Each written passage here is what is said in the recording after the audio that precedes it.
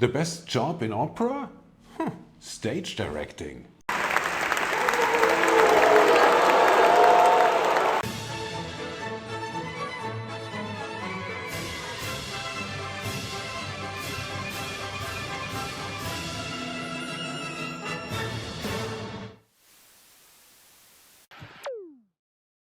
Good morning, good evening, good night, wherever you are, welcome. Very recently I got an interesting comment from a young chap, a young and very talented opera singer who wrote, "I care about tradition as opposed to reinventing art." And although it is possible that he was talking mostly about the tradition of opera singing, the second part of his comment, being opposed to reinventing art, was intriguing to me. Isn't that a contradiction in itself? As an example of art, let's have a look at paintings. This is a photo of the well-known paintings from the Chauvet cave in France, approximately 30,000 years BC. Looks almost modern in its simplicity. Very interesting. And this is an example from the Middle Ages. I love the strange perspective and the so similar looking facial expressions. Oh, I find it beautiful. And here something a bit more modern, a painting by Jackson Pollock with the poetic title Number 17A. Oh yeah. Those three examples clearly demonstrate how the art of painting has developed or self-reinvented over the centuries. Or let's take movies. This example from the 1920s looks very different from the movies we enjoy today. Not only because the film equipment, CGI, computer, etc. has developed, but also the style of acting is clearly very different nowadays, has developed. I would postulate that the main job of art is to reinvent itself on a daily basis in order to stay relevant for each new generation. As I understand it, art's objective is constant change, constant progress, is constant reinvention. Before I show you now opera's attempt in reinventing itself by playing 4 different versions of Turandot's aria in QUESTA REGGIA, one traditional one from 1988 and 3 modern ones from 2023. Fair warning, I will interrupt the videos from time to time to make some personal comments or observations. If you want to watch the 4 different versions of Turandot's aria uninterrupted, I get it. You will find the links to them in the description below. The first clip is, as mentioned, from 1988. It's the Met with Eva Marton as Turandot and Placido Domingo as Calaf. One look at the costumes and the set design tells you it's a Franco Zeffirelli production. Everything is drowning in elaborate details. It's like a freak show in Chinese style. There's so much going on that one can only see the pop and circumstance. Nothing resembling human interaction is left. It's a bit of a circus.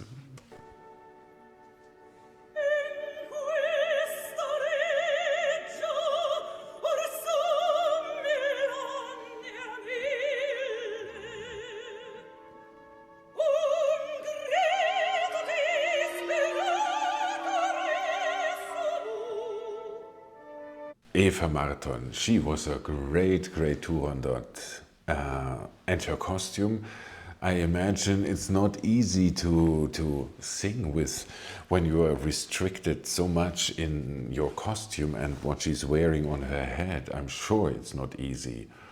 Respect.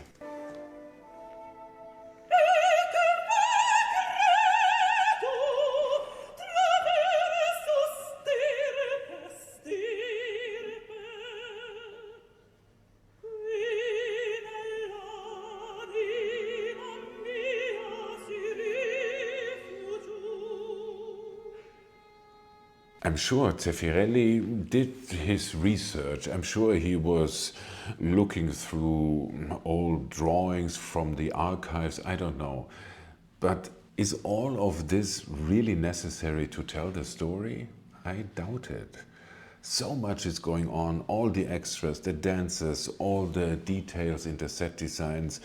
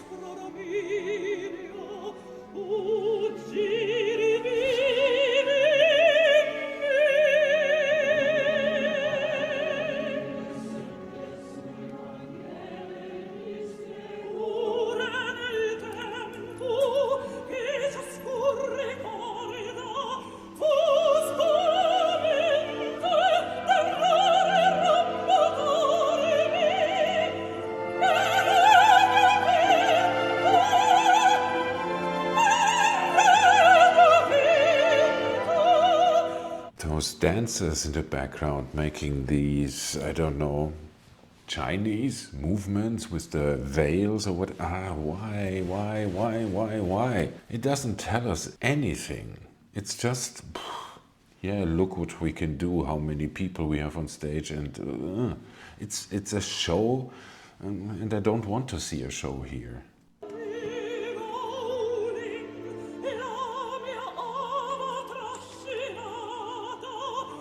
And Domingo looking good, handsome.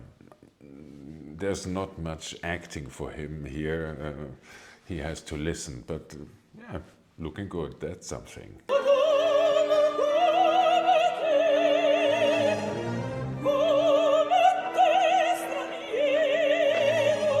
Let's go back here for a second. Look at this set design. I don't know, have you? Probably not, but I have seen movies from the 50s from Hollywood with Esther Williams, I think was her name. She was a big star, a swimmer, an Olympic swimmer, synchronized swimming, I think. And she had sets in her movies. They looked exactly like that, with several pools, a nice design, and they were all, she and her colleagues, jumping very graciously into the water and paddling in the water. I don't know. What is this? Why? It's too much.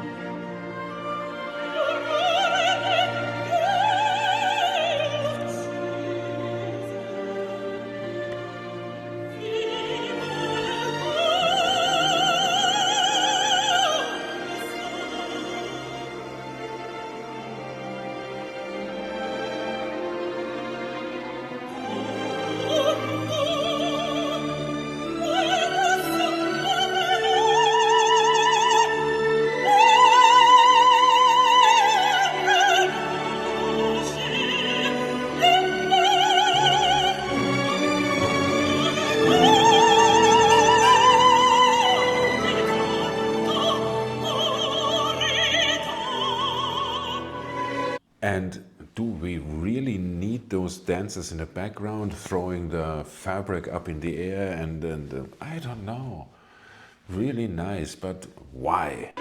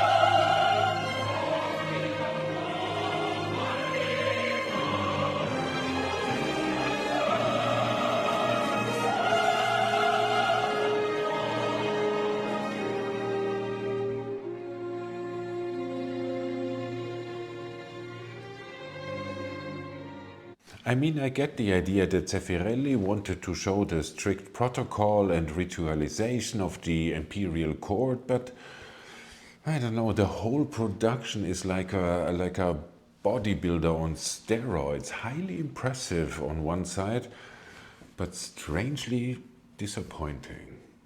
Let's see, in contrast, how the modern productions do. Are they better, worse? I don't know. This production with Sondra Radvanovsky and Yusuf Evasov, directed by Vasily Barkatov, is from Naples 2023 and tries to deal with the difficult premise of this opera from a new angle. Turandot and Kalev are a couple driving back in their car from Kalev's father's funeral. They are arguing about this woman Liu, and Kalev, who is driving, gets distracted and they have an accident. All this happens before the music starts as a kind of movie prologue. Odio I funerali. È che tu a mio padre non gli hai mai voluto bene. Non me ne voleva lui piuttosto. Scommettiamo che sarebbe stato felice se stamattina ci fosse stata Liu con te. Che ne parli a fare? Lei non c'è più. Sì, andiamo, è tutta colpa mia. È per me che si tagliò le vene. Non ho detto questo. L'hai detto. A couple bickering in the car, who doesn't know that? And with the car crash, the opera starts.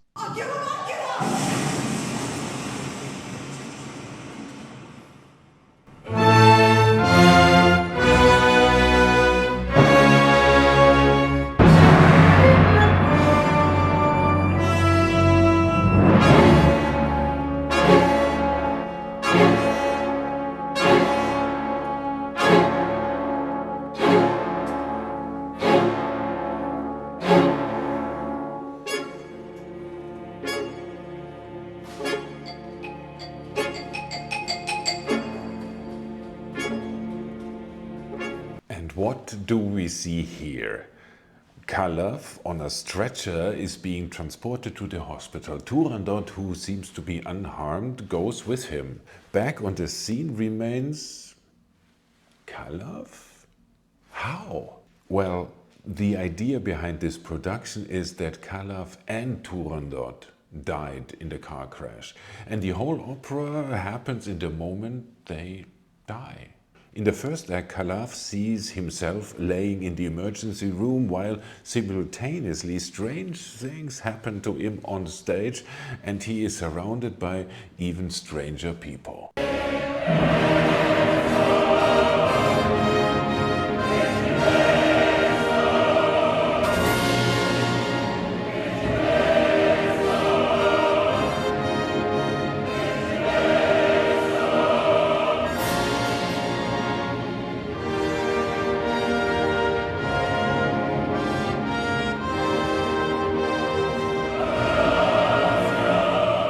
Well, this looks quite impressive. The second act is from Turandot's perspective. Now it's her who is laying in the emergency room fighting for her life.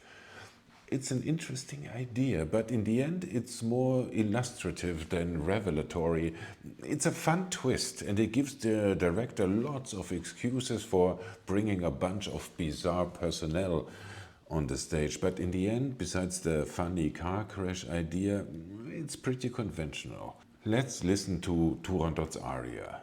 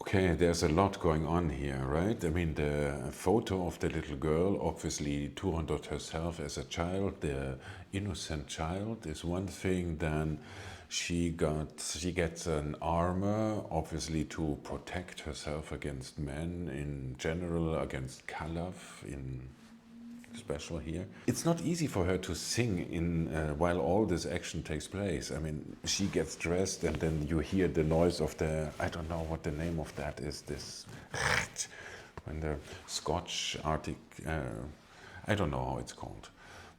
It's not easy for her, and still I don't know why this is all happening.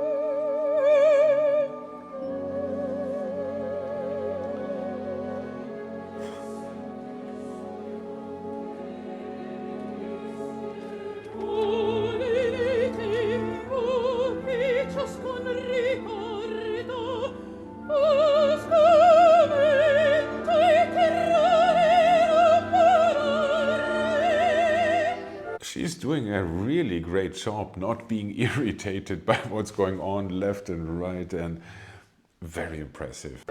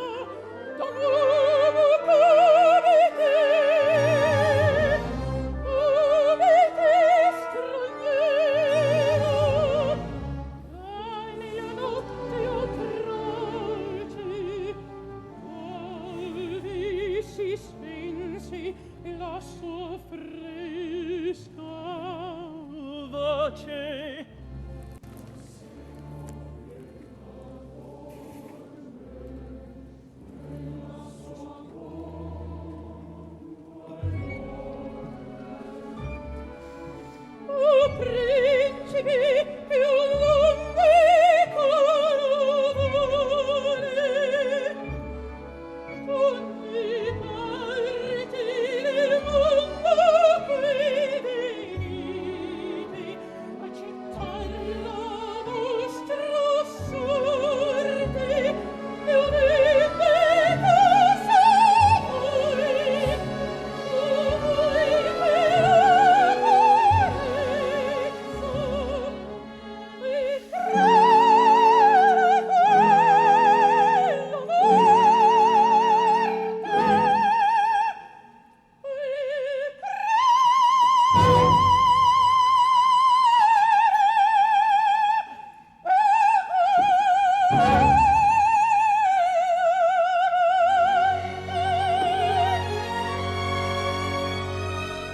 Now it's her in the emergency room, and Kalev is the visitor who wants to see her.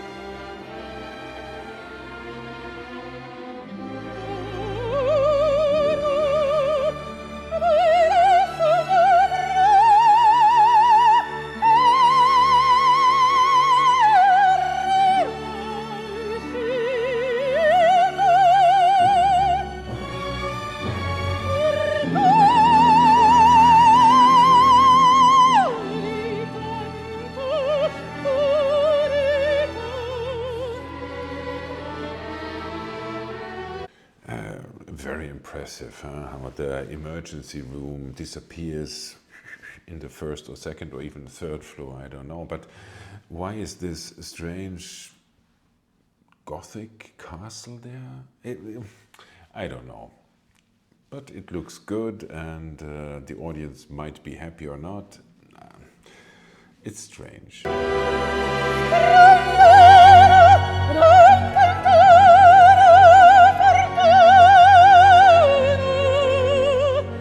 That's another thing, the chorus, they have all those strange costumes. There should be some mystic figures, I don't know, but they walk around the stage like I don't know, they're waiting for the bus most of the time.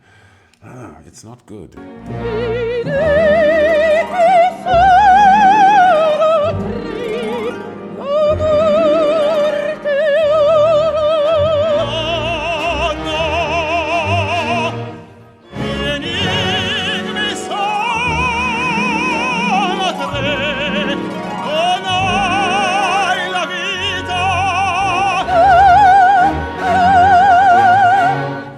Why are there those little boats arriving?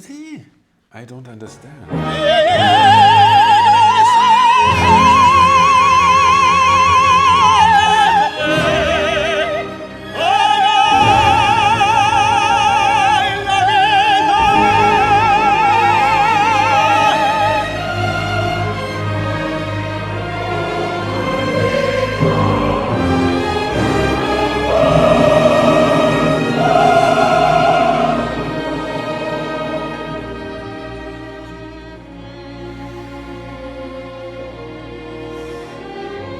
So, was that better than the 1988 production? In my opinion, not really. My impression is the director tried too hard to be different. But that's okay. You have to try different approaches, and sometimes you hit that jackpot, and sometimes it's a close or not so close miss. And I'm sure the audience had a lot to talk about on their way home. Some might have liked it, some probably hated it. And that's good. Emotions are good. Let's move on and see what the Grand Opera Houston has to offer. It's a Robert Wilson production, and we know what that means, right? Almost no movement on stage, symbolic gestures, simple costumes, brilliant colors and unmatched, beautiful lighting. Turandot is Tamara Wilson, Kalev is Christian Benedict.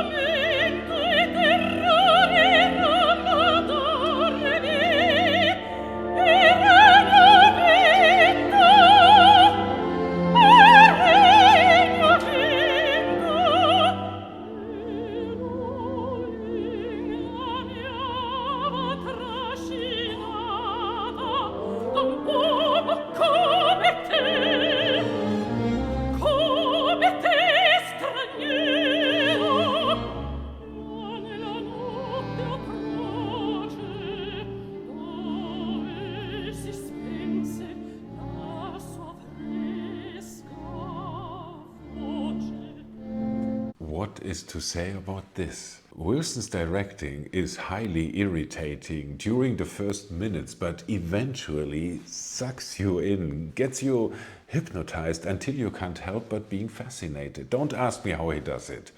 But if you're willing to be captured by his style, you will love it. And of course, Tamara Wilson's discipline is breathtaking. I mean, the control she has over her body while singing this really difficult aria, I mean, wonderful, wonderful. And aren't the colors beautiful, and the lighting and the whole, it's like a painting what Wilson does here.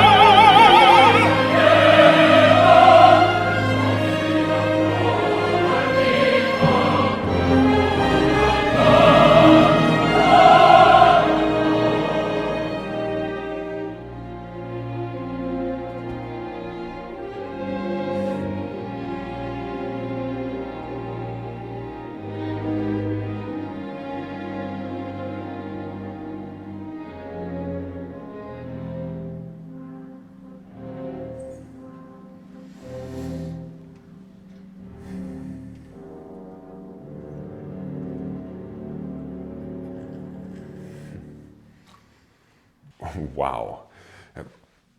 I have to say, it's beautiful. It's really, really amazing. But does it tell you anything new about Turandot? I don't think so. But Wilson's typical super reduced directing seems to fit perfectly the restrictions and rules one expects in a place where individuality and emotions are to be suppressed. And Wilson undeniably creates a fascinating new and very unique world on stage. And that's for sure is a huge accomplishment. Alright, was the production from Naples maybe too illustrative and the one from Houston maybe too stylized? Tries the production from Vienna to find a middle ground between symbolic pictures and classic acting. The stage director here is Klaus Gut, Asmik Grigorian is Turandot, Jonas Kaufmann, Kalaf.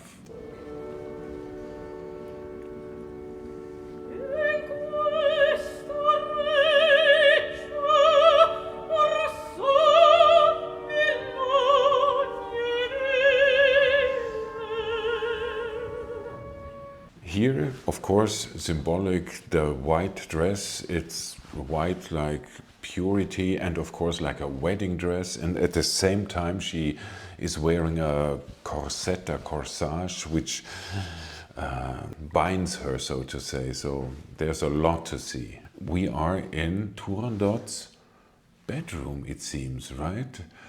And as you will see, there's no chorus on stage, they sing in the wings.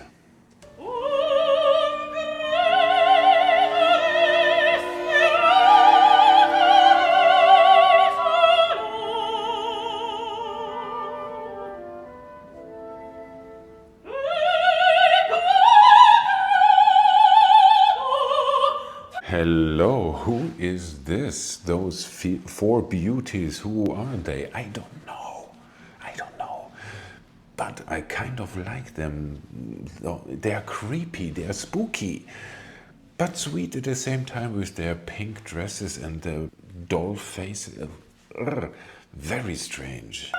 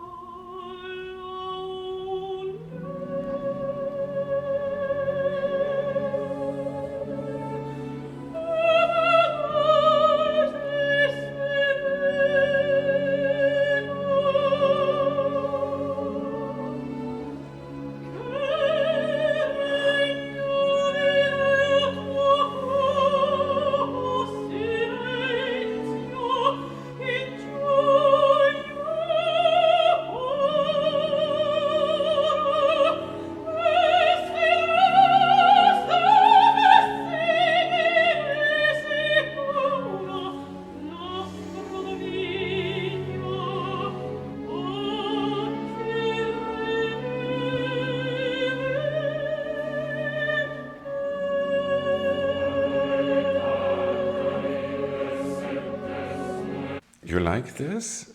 The bones of Lu Ling, obviously, are fitted to Turandot now somehow. Never seen something like that, and I'm quite intrigued. I don't know, I like it.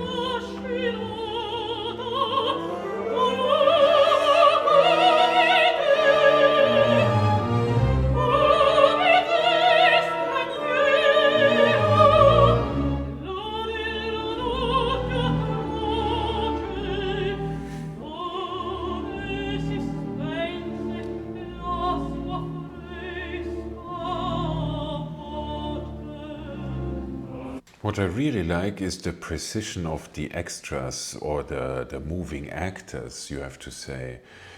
They know exactly in each second what to do, and they are so precise. I admire that. That's fantastic. So why is it in the bedroom and not in the public? I don't know. There's a possibility that she says to herself, if I lose against Khalaf, it's better I lose in my private space and not in front of the whole court and the people of Beijing. I don't know.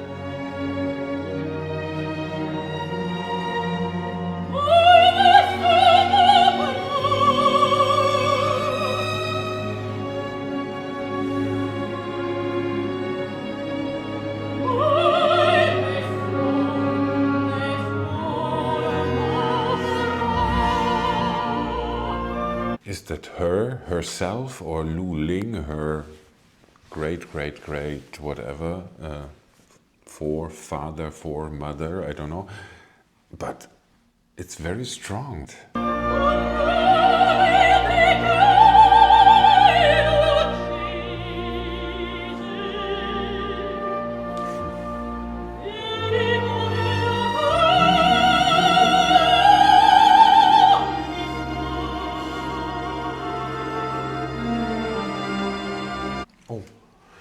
That's interesting. You see the door, this huge door with a lot of locks. That's a replica of Sigmund Freud's door. The door to his apartment in the 9th district in the Burggasse, where he treated his patients and where he invented the psychoanalysis.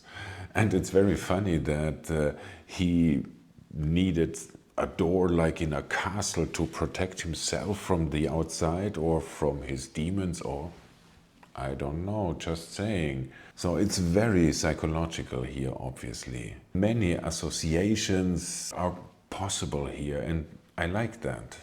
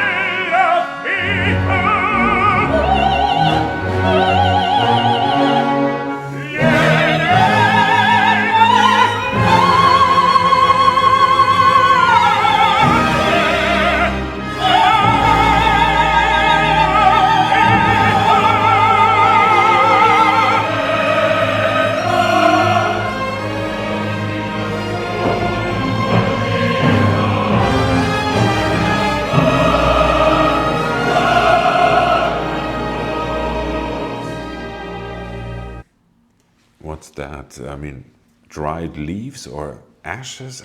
Probably ashes, maybe from the his colleagues who tried to solve the riddles before him and got killed and maybe burned. Uh-oh, I don't know.